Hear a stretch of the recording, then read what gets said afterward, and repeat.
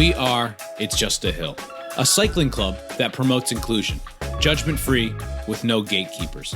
Focused on creating content from behind the handlebars to in the studio, It's Just a Hill is producing videos and podcasts to spread the message that cycling is for everyone. We are focused on reminding everyone that riding your bike can help you overcome any obstacle, because after all, it's just a hill.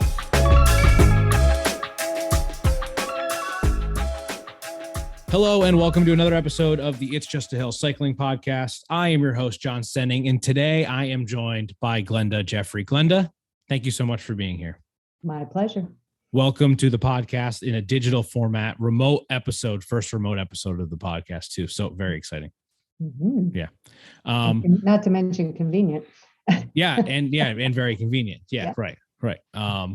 So before we get into talking about bikes, Glenda, because that's really what we're here about, right? Mm-hmm. Not to bury the lead too much, but we did mention that that is a cycling podcast. Yep.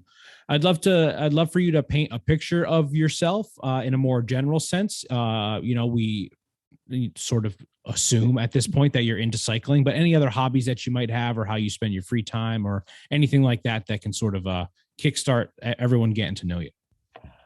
Well, being a cyclist, as you know, does not leave a lot of time for other things. Yeah. And most other things tend to somehow revolve around it. So yeah, I do have two kids. They're almost pretty much grown now, so that does also take a lot of time. But yeah, travel, cycling, reading about cycling, things like that. Sure.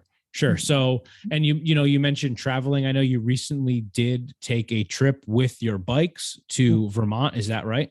Is that something that you do when you travel often? You take your bikes when you can? You take your bike or at least one? Yeah. I mean, we do a lot of that in sort of New England, New York. I think in the past couple of years, we've been like to Bear Mountain in New York. We've been to this particular area of Vermont a few times now.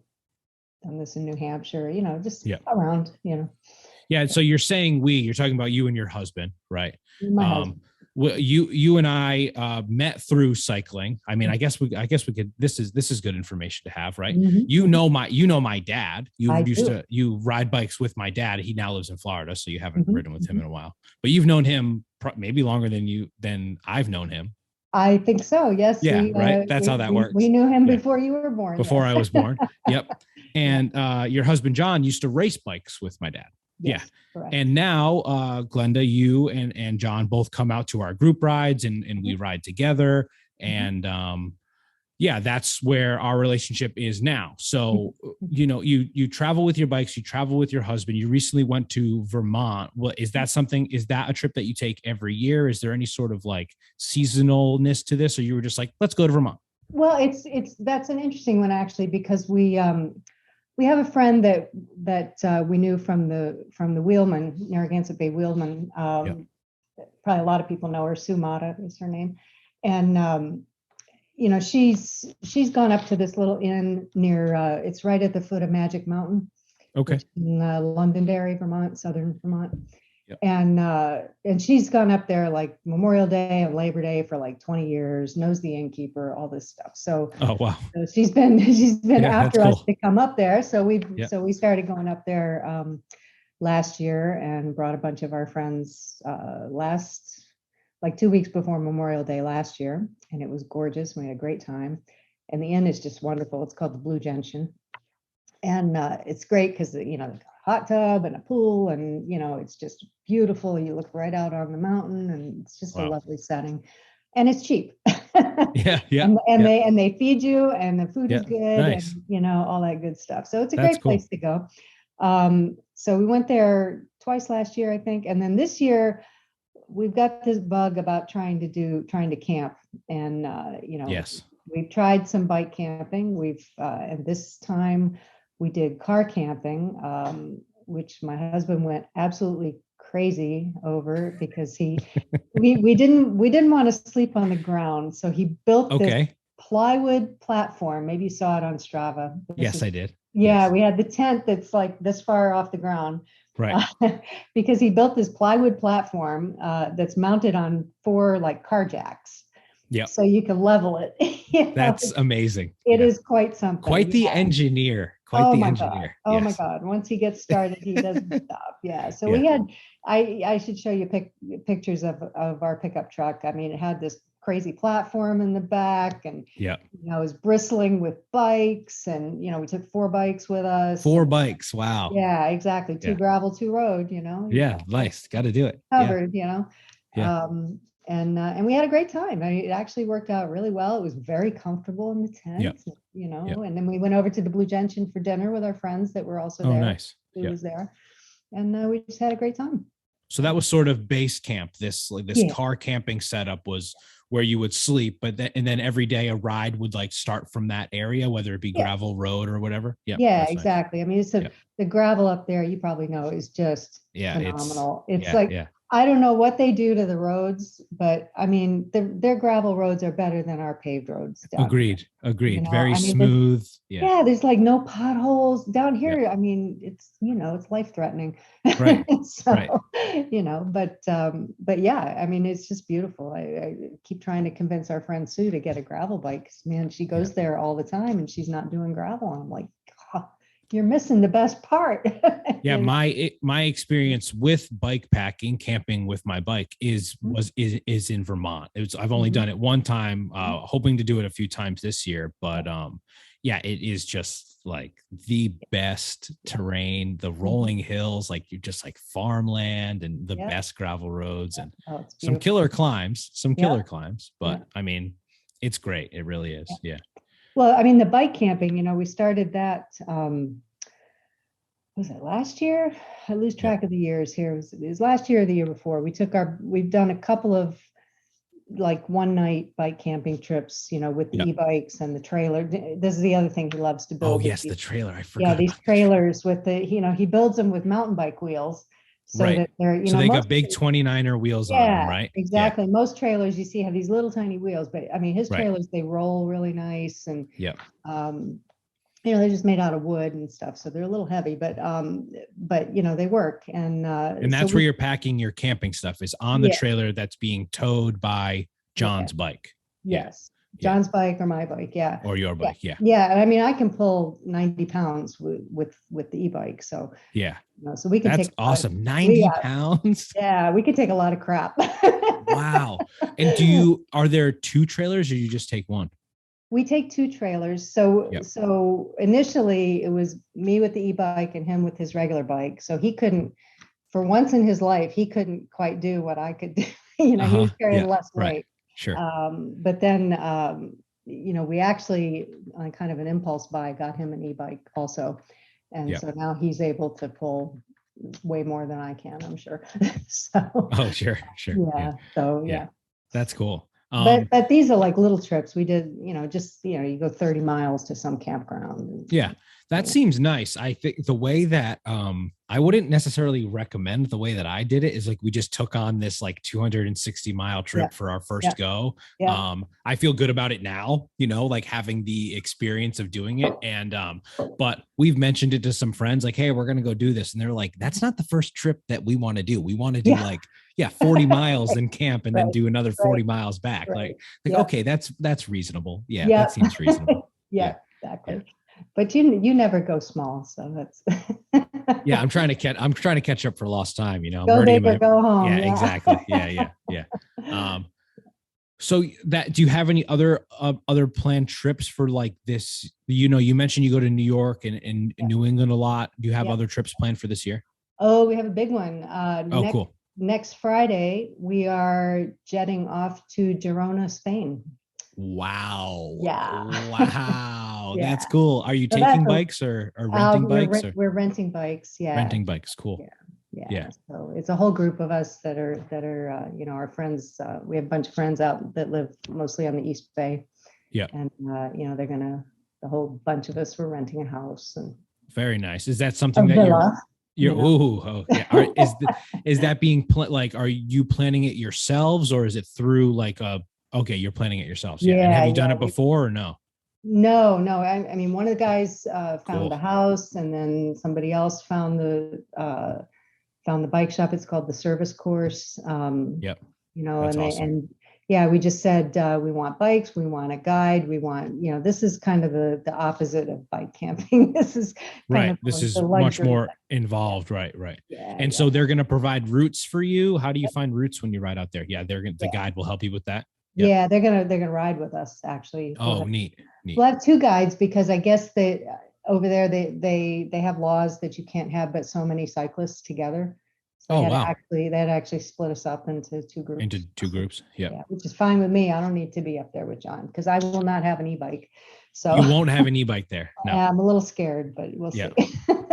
Sure. I've never been to Spain. I'm sure I know Spain is like coastal, but also mountainous. Is it one or the other where you'll be staying? Is it a little bit of both? It's kind of the foothills of the Pyrenees. Oh, cool. Very cool. So it's definitely hilly. There's one ride we're doing that's over 5,000 feet of climb. So wow. Switchback, the whole 9 yards, Yeah. And so you do get to like look at like sort of an itinerary beforehand. The guide has something for you like that. Yeah. Yeah. That's neat. Well, they've just said, well, we're going to do this ride, which this type of ride or I have no idea where it is. We're going to do 30 miles and we're going to stop at a cafe. Here's the cafe. And that's all they tell you. Nice. Yeah. So it should be interesting. We're doing like they're giving us gravel bikes for 2 days and road bikes for 2 days. So they come and swap them in the middle.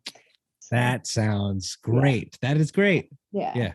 So we best of both worlds. All the bases covered. I got a massage coming one day. Wow. That's amazing. Yeah. Wow. Yeah. This is soon, sometime this summer? Yeah, it's next Friday. We're leaving. Oh, next Friday. You said that. Yeah. Wow. Yeah.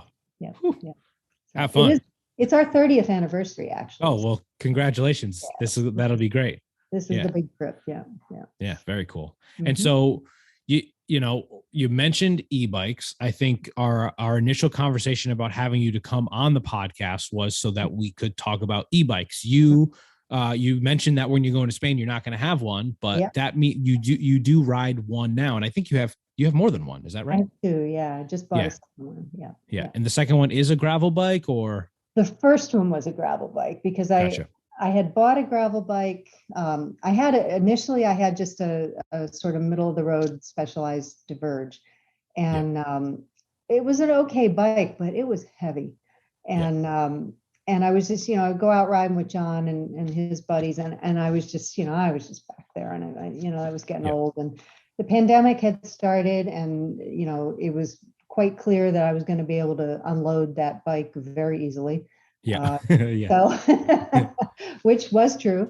So I got rid of that and just we decided we had been thinking eventually I would get an e-bike and I said, maybe now's the time, it's a little soon, but and we just haven't looked back. I mean, it's been the best thing, because now I'm never dropped, right. as you know, right. Except on downhills. On downhills, right. Yes. But it's that was when we started with the gravel. And then this year, just a couple months ago, we're thinking, well, at that point, the gravel bike had something like 8,000 miles on it. Wow. And awesome. And which is, it's not that many, but But for a gravel bike, I mean, it kind of is. Yeah. Well, it takes more of a beating too. Yeah, exactly. Yeah. Most of those are gravel miles. I mean, I did ride it on the road a lot too, but you're starting to get towards the warranty period on the battery and the motor and stuff like that. And we're thinking supply chain issues. So we said, well, why don't we just get a road version of this and then you can save that one for the gravel and less miles. And so that's what we did. They're expensive. That's the only problem. They are expensive. I mean, we did manage to get both my second bike and his bike. We got 25% off because they were. Oh, wow. Yeah. But from a bike shop, right? Did you travel to a bike shop somewhere? Yeah, we bought them in New Hampshire. Yeah. Oh, right. Okay. Tax free. Yeah. Right. Nice. Which is a big deal for sure. Bike. A lot of money, but now sorry to cut you off. In terms of like price difference compared to a non e-bike, what is the difference percentage wise? Like, is it twice as much or? Well, I mean, these bikes that I've bought they were 5,000 roughly each. Yeah. my bikes have tended to be more like 3,000. Sure. Usually. Right. But you look at this bike, I mean, even without the motor, it's a nice bike. Oh yeah. It's a sleek looking. I mean, your bikes are cool looking. I think they're awesome. Yeah. Yeah. And then, I mean, they ride nice. I mean, they just have a nice geometry to them. They're both, high-end carbon frames. So, I think actually, John and I have kind of puzzled over it because it seems like a really reasonable price. Yeah. Seems like a very reasonable price. It seems like Specialized is kind of giving something away here to get people hooked. Right. To get people into it. Yeah. Yeah. Especially when they're on sale. I mean, when they're not on sale, they're 7,000, which is a lot. Yeah. But at 5, it's not so bad. I mean, I'm sure people that don't ride are like $5,000. Of course. But I mean, how what these things cost. Oh yeah, I know too well. Yeah. Yeah. So yeah, it's not too bad really. No, I mean, and you mentioned being able to keep up, and that to me, I think is the coolest thing about like you riding an e-bike, right? It's like you ride with us, you keep up with us, but you're never like pushing the pace in a way, right? Like that'd be a sort of total different story, Yeah. You're not out there stealing segments on Strava. What's the point, right? Right. I mean, people used to, people are like, oh, why aren't you at front? I'm like, so I kick your ass on an e-bike. Who cares? Right. Right. I mean, what is the point of that? It's just, just being a jerk at that point. So, you do have to kind of control yourself a little bit, because you can walk away from people pretty easily. So, yeah, we sort of skimmed over it, but e-bike, is it technically it's short for electric bike, right? It's a bike with a motor assist, if you will, right?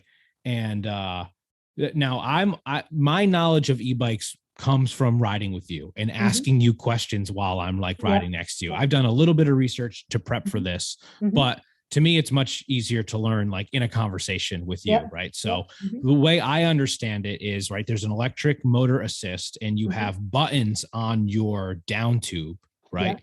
On the top of your down tube and top tube, on the top tube. Oh, okay. Right on the top tube. Yeah. You're not reaching down like old shifters on the down tube. No.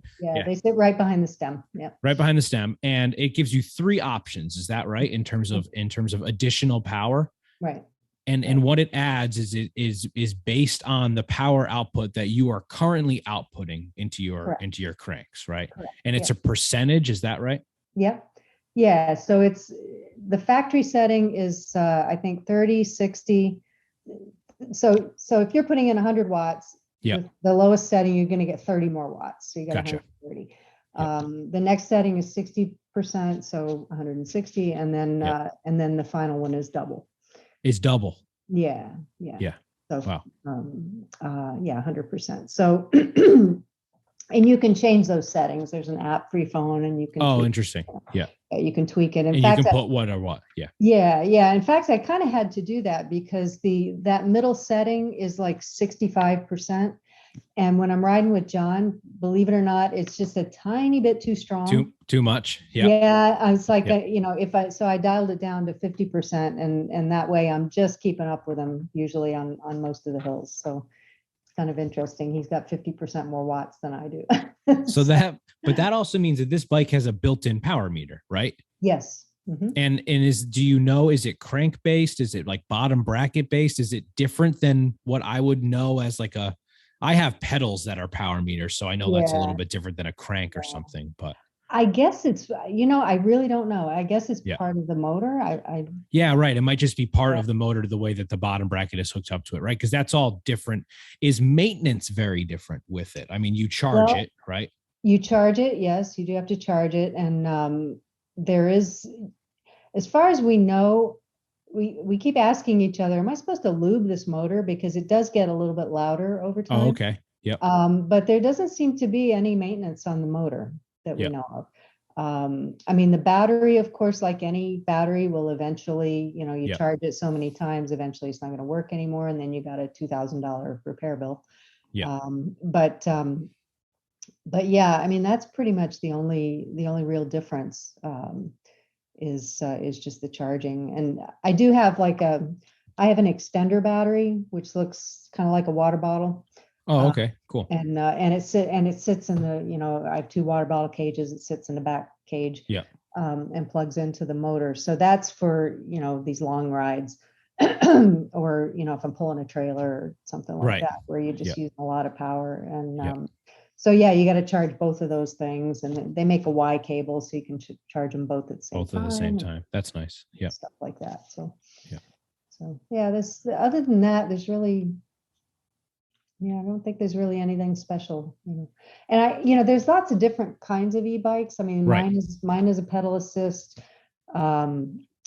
And they have them with, that have throttles, and, that you don't even have to pedal. There's different classes from what I've read. Is there's class 1, 2, and 3. And I believe 1 and 3 are the more popular ones. And class 2 is basically one with a throttle, it seems like. Yeah. Mine is a class 3. Yeah. Class 3. Yeah. Yeah. And actually, did you know that, like my e-bike is actually illegal in a lot of places, like because of the output. Yeah, because it goes too fast. It cuts off at 28 miles an hour. Yeah. Once you hit 28, it cuts the assist. So, you can go 28 miles an hour. And so like Acadia National Park in Maine, you can't. You can't? Really? Don't tell them, but I do it all the time. You just have to not ride like an idiot, Sure. As long as you don't go buzzing people and stuff, nobody's going to give you a hard time. No one's really looking at, that's the thing about your bike too, is the sort of civilian, if you will, the non-cyclist isn't going to look at your bike and immediately say that's an e-bike, right? It has a slightly bigger bottom bracket, but it's really not that different than what you might see in like a modern mountain bike, so like to look at it quickly and like discern the difference, I don't think it blends right in, and it allows you to ride with people, because getting dropped is not fun. No, no, it's not. And, especially, when the pandemic started, I mean, John and I have ridden together more in the past 2 years than we ever did.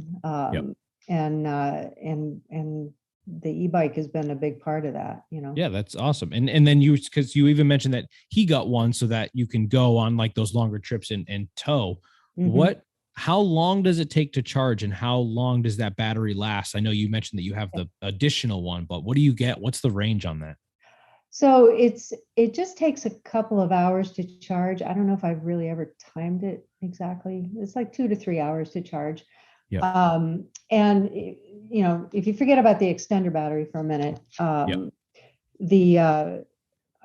like to think about how many percent it uses per mile. Oh, okay. So on the lowest setting, it uses pretty much 1% per mile. And on the second setting, it's 2%. And the top setting is 3%. Wow. It's quite convenient. So you figure, at the highest setting, I'm going to go basically 30 miles. Yeah. Because it's 3% times 30 is 90%. Yeah. And once you get past about 90%, it goes into like this limp mode. Oh, okay. You don't want to be dealing with battery saver mode sort of thing. Yeah, it just starts it goes, and pretty soon you don't have any assist, even though it looks like you should. So those last few percent, you're like, what's going on? I need my battery. But yeah, so it's pretty much 30 miles at the top setting. By the same token, the second setting is like 50 miles, and the lowest setting is 90, 100, right? Exactly. Yeah. So that's yeah, nice. It's pretty good. It's pretty good range. I mean, if I use it for commuting also, I do my commute is like 16 miles each way from Foster to Johnston, and for that, I just put it in turbo. I put it in the top setting, and I pretty much drain the battery. So, you don't want to be, you don't want, I wouldn't want to like show up to work all after I just rode. Yeah. Well, I do, but I'm still, that's the other thing. People think it's a free ride. Ooh, no, it's not. Oh, no, it's not. It's even on the turbo setting. Right. I believe that. So, I do even so, I still get to work and I have to take a shower. So, But the good thing about it is that, that commute, it used to take me like an hour and 5 minutes in the morning. Now it takes me 45 minutes. Awesome. So I sleep in a little bit. Yeah, that's awesome. Yeah, and I get home quicker too. So are you able to charge it at work? Is it like an easy plug if you need to do that, or? I could if I needed to. I would have to have a charger at work. The charger is gigantic. It's like oh, okay. It's like some yeah. proprietary specialized charger. Yeah. But of course, now we have 3 of the darn things. I could easily take one to work. Yeah. But it's enough battery that I don't generally have to do that. You don't need it. Yeah. Because even if the battery is on, it's not like, is it turning off when you're going down? Like you hit 28 and it just shuts off even if the setting is at 3? Yes. Yeah. It's just like a kill switch on it, essentially. Yeah, exactly. Yeah. And I mean, if you stop pedaling, obviously it's not doing anything, if you're going downhill or something. So, right. But yeah, this is the reason I get dropped on downhills is because it cuts at 28. Yeah, exactly. That's so unfortunate. Yes. That and I'm a chicken, but that's another issue. Chicken meaning you're not getting into the super tuck right away to try to catch up with everyone. Yeah. I let you guys go usually. Yeah. That's okay. I mean, like to me, like you getting out and riding is that's what it is for me too. Yeah. Just like getting out and riding, like being able to be part of something like that is a community, right? We like to stop and grab coffee and just like talk about things and joke around while we're riding. And, I mentioned that you know my folks and stuff, but we wouldn't have the relationship that we have if it wasn't for bikes, right? Like, oh, sure, yeah. And to me, that's like the most important thing is the community behind it. And the exercise is nice, the fresh air is nice, right? It's just this Venn diagram of all these different like positive things, and one of them is being part of like a group that just enjoys to explore roads and see that you see the state from a different way than you would in a car, right? And like getting to commute, you're saving gas prices are awful, right? Like so all of those things. And are there any like overall I don't know, like goals that you have or like trips that, I mean, you're going to Spain, that's huge. What would you be looking forward to more than that? But are there anything else? Is there anything else like in your cycling future on the docket that you're looking forward to before we get out of here? Not so much. It's just. I mean, Spain is big. How do you really? Yeah. Especially because it's in like a week. Yeah, exactly. Yeah, exactly. No, I mean, I think that the main thing is just to be able to keep riding. I mean, I'm 59. Hell yeah. So it's to be able to just. I mean, I see other people I know that are the same age as me, and they're sort of hobbling around, and not looking all that great, and and I'm just like, how can you?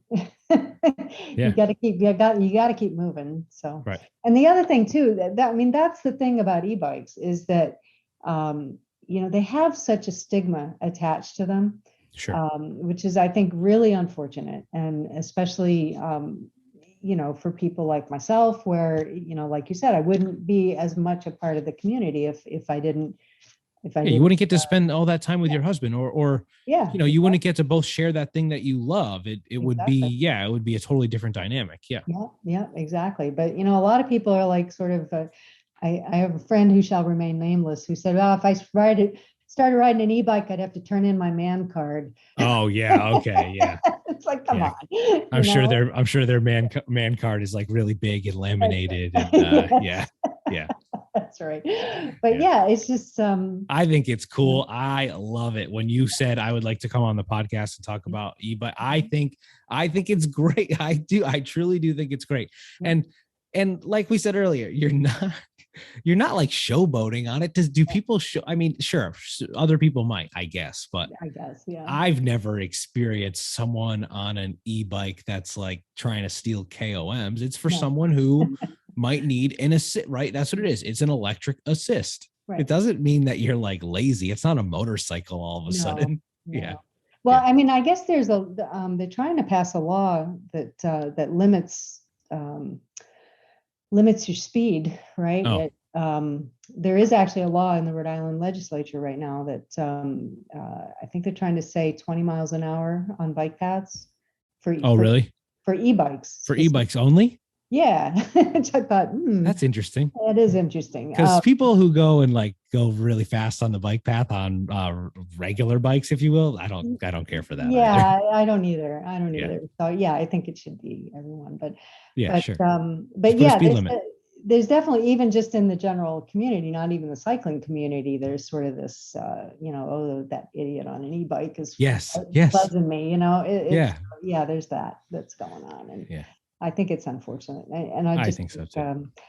I think, and there's a ton of controversy, like in the national parks, not just Acadia, but in all of them, where they're trying to limit e-bike usage and things like that. Is all the places like Moab and wow, where so unfortunate. Yeah. So which I can kind of see it. I mean, I think instead of limiting e-bikes, they should, I think a speed limit makes more sense, right? Right, speed limit. It's like any prejudice, right? You want to control the behavior, not the person. You know what I mean? Yeah, exactly. Yeah, so, I totally agree. Yeah. Yeah. So there's definitely a lot of controversy going on out there, which I think is too bad. Especially you read, if you go to specialized website and you read like some of the reviews of the different e-bikes, you just read story after story of I'm 73 years old and I have a hip replacement and suddenly I can ride again. There's all these great stories of that's awesome. That otherwise just would not be out there. So I'm a long way from that. I can still ride a normal bike. I don't want to. Yeah, of course. You're going to. Yeah, you're going to. Yeah. In fact, I did today. But I sometimes I force myself to, just to, because it does play a little game with your mind. Sure. You can get lazy if you're not careful. So it is good to get out there on the regular bike and remind yourself what you can do. Yeah. Right. But without an assist. But anyway. Well, thank you so much, Glenda. I hope, if anything, this brings like awareness to if there's any e-bike haters that are listening to the podcast, get out of here. Yeah. Just don't ride one. Like, what the hell? It's just like, just don't ride one. Yeah. Thank you. Thank you so much for being here. Is there anything else you'd like to add before we get out of here? No, I think that about covers it. Okay, cool. Thank you so much. Yeah. I'd just like to give a quick, you got to do the quick plugs at the end of the podcast, right? So I'd just like to shout out, we have a new sponsor in Mythic Bike Works here it's in Peacedale, Rhode Island. Also a Guy and His Pie Pizza, Bomb Burritos, Pepperidge Farm, and this podcast network, Decaf Left Media. We do have new kits and jerseys coming out soon that will not have a big Bart Simpson logo on the back of them, for those of you who don't care for. I mean, they might have a tiny Bart Simpson logo on them still, but not huge on the back. And yeah, we got new sponsors and new kits coming out soon. And once again, Glenda, thank you so much. Thank you for taking your time and spreading awareness about e-bikes, and please enjoy your trip. I will. That sounds awesome, e-bike or not. Yeah. Plenty of pictures. Yeah. Love it. Thank you so much. Talk to you later. Bye. Bye.